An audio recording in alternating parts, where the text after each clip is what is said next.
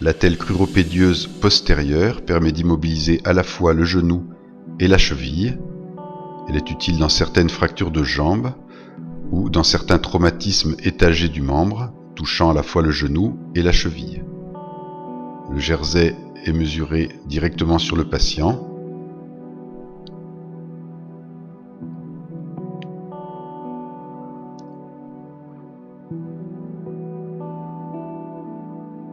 Compte tenu de la longueur de jersey nécessaire dans cette attelle, il est particulièrement important de le rouler préalablement à sa mise en place pour faciliter celle-ci.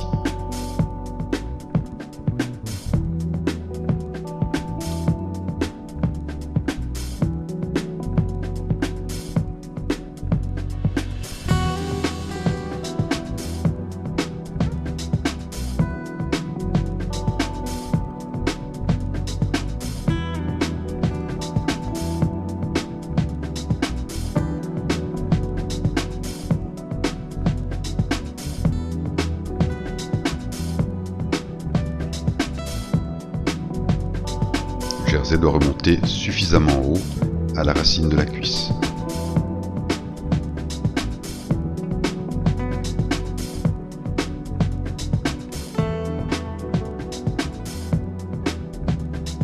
La longueur de l'attelle est mesurée directement sur le patient et l'attelle est préparée à l'aide de 3 bandes de 20 cm de large déroulées en totalité.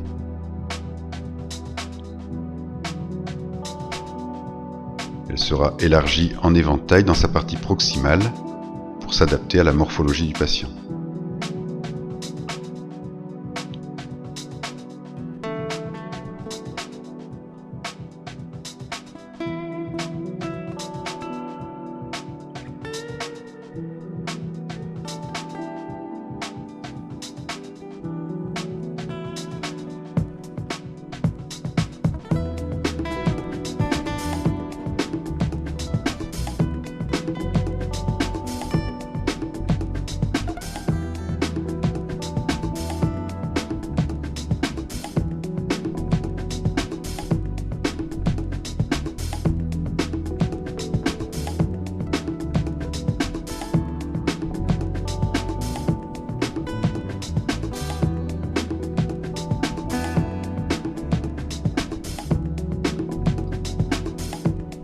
L'attelle est comme toujours immergée 1 à 2 secondes avant d'être égouttée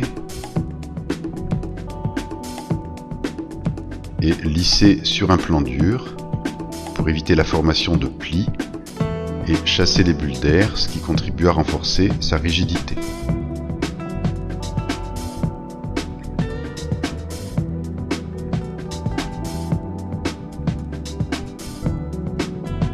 Elle est ensuite mise en place à la face postérieure de la cuisse de la jambe et sous la plante du pied.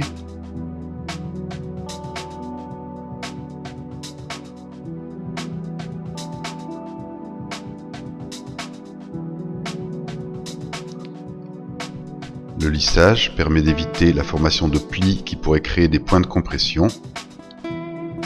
Il est également important dans cette attelle volumineuse pour assurer une bonne tenue de l'attelle.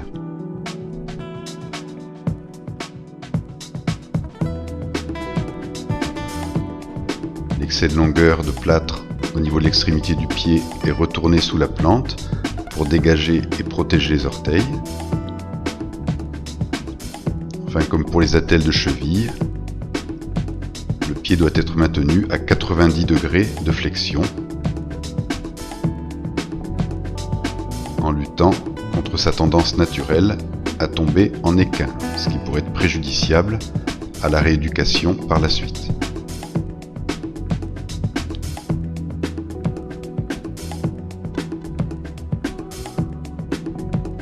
Pour améliorer encore la tenue de l'attelle, on peut légèrement déverrouiller le genou à quelques degrés de flexion.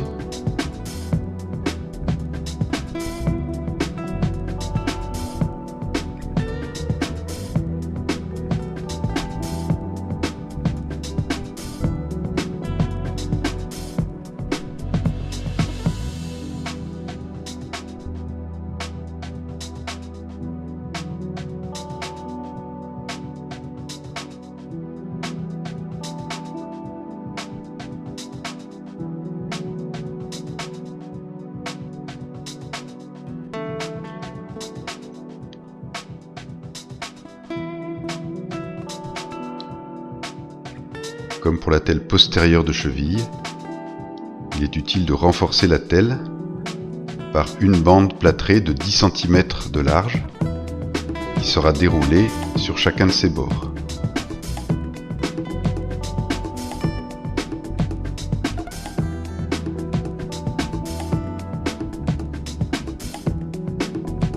Du fait du volume de cette attelle, une aide est souvent appréciable pour la confectionner.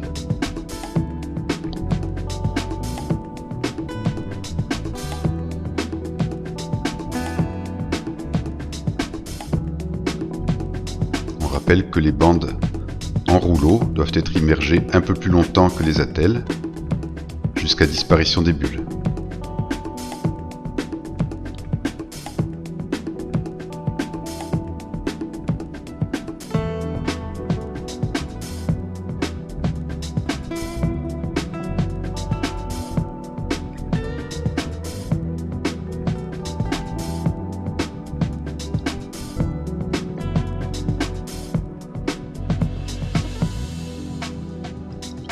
Le lissage doit être particulièrement soigneux sur la face latérale du genou pour éviter la création d'un point de compression en regard de la tête de la fibula qui pourrait être responsable de complications neurologiques.